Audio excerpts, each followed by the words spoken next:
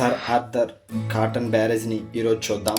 ఒక్కసారిగా భయం వేస్తుంది. ఈ ఆనకట్ట లేకపోతే మా గోదావరి జిల్లాల పరిస్థితి ఎలా ఉండేదో ఊహిస్తేనే చాలా భయంగా ఉంది. మనకు ధవళేశ్వరం పశ్చిమ గోదావరి జిల్లాలోని విద్యేశ్వరాలను కలుపుతూ గోదావరి నదిపై నిర్మించిన ఆనకట్ట ఇది.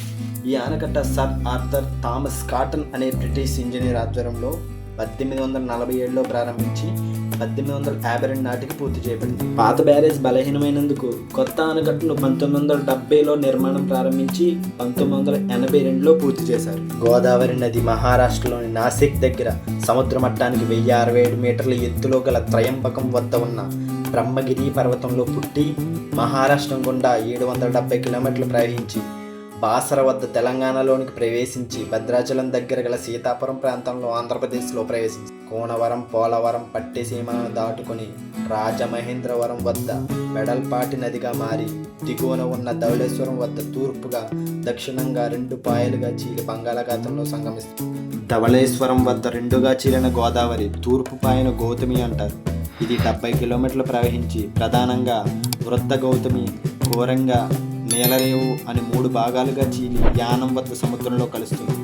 అలాగే దక్షిణ పాయగా వశిష్ట అంటారు. ఇది దక్షిణంగా 40 కిలోమీటర్లు ప్రవహించి వశిష్ట, వైనతేయగా చీలి అటు అంతర్వేది, ఇటు ఓడలరేవు వద్ద సముద్రంలో కలుస్తుంది.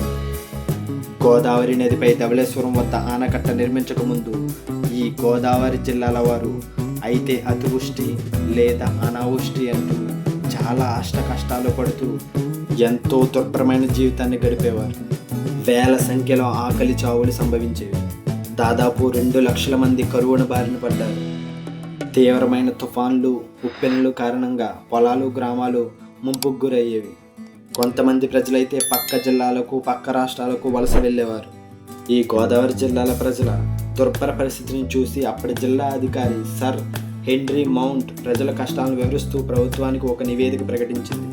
అప్పటి బ్రిటిష్ ప్రభుత్వం ఈ గోదావరి నదిపై ఆనకట్ట కట్టడానికి ఎటువంటి ప్లేస్ అనుకూలంగా ఉంటుందని అంచనా వేయడానికి సర్ ఆర్థర్ కాటన్ అనే ఇంజనీర్ని ఇక్కడ నియమించడం జరిగింది.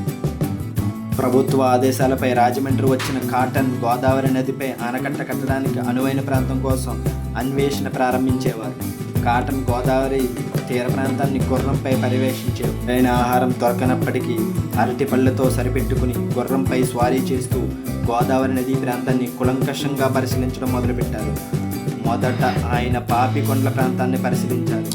ఆ తర్వాత అన్ని విధాలా ఆలోచించి చివరికి ధవళేశ్వరం, విద్యేశ్వరం మధ్య నది వెడల్పుగా ఉండడం, లంకలు, ఇసుక తిప్పలు ఉండడం వలన ఆనకట్ట నిర్మాణ సమయంలో నదీ నీటిని పక్కకు మళ్లించుటకు అనుకూలంగా ఉంటుందని భావించి అక్కడ పరిస్థితులను అధ్యయనం చేసి ఆనకట్ట కట్టడానికి అనుకూలమైందంటూ కాటన్ తన నివేదికను మద్రాస్ గవర్నమెంట్కి సమర్పించారు. కాటన్ ఆధ్వర్యంలో 1847లో ఆనకట్ట నిర్మాణానికి శ్రీకారం చుట్టారు.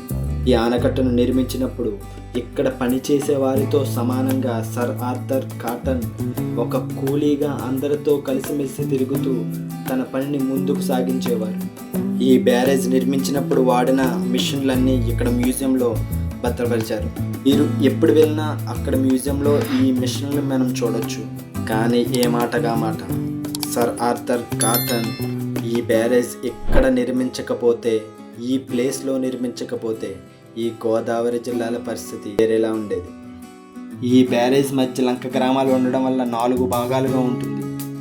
అప్పట్లో ఈ ఆనకట్ట నిర్మాణం జరుగుతున్నప్పుడు నదిలో నీరు చేరగానే పడవలలో రాళ్లను నదిలోని లంకలకు చేర్చి గట్లను గట్టిపరిచే పనులు మొదలుపెట్టారు. లంకలోని అన్ని గట్లను ఏకకాలంలో కట్టడం మొదలుపెట్టారు.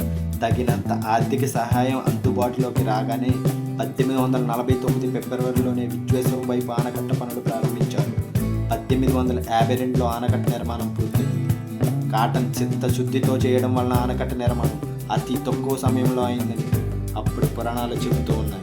ఏది ఏమైనా ఈ సర్ ఆర్థర్ థామస్ కాటన్ని మా గోదావరి ప్రజలు ఎప్పటికీ మర్చిపోలేరు. కొన్ని లక్షల ఎకరాల పంట పొలాలకు సాగునీరు అందుతుందంటే అంతా ఈ బ్యారేజ్ వల్లే. ఈ బ్యారేజ్ నిర్మించిన ఆ సర్ ఆర్థర్ కాటన్ ధరకి మా గోదావరి ప్రజలు ఎప్పటికీ రుణపడి ఉంటాం. ఇలాంటి మరిన్ని ఇన్ఫర్మేటివ్ వీడియోస్ కోసం మన ఛానల్ను సబ్స్క్రైబ్ చేయండి అండ్ ఈ వీడియోను లైక్ చేయండి, కామెంట్ కూడా చేయండి. Okay, bye.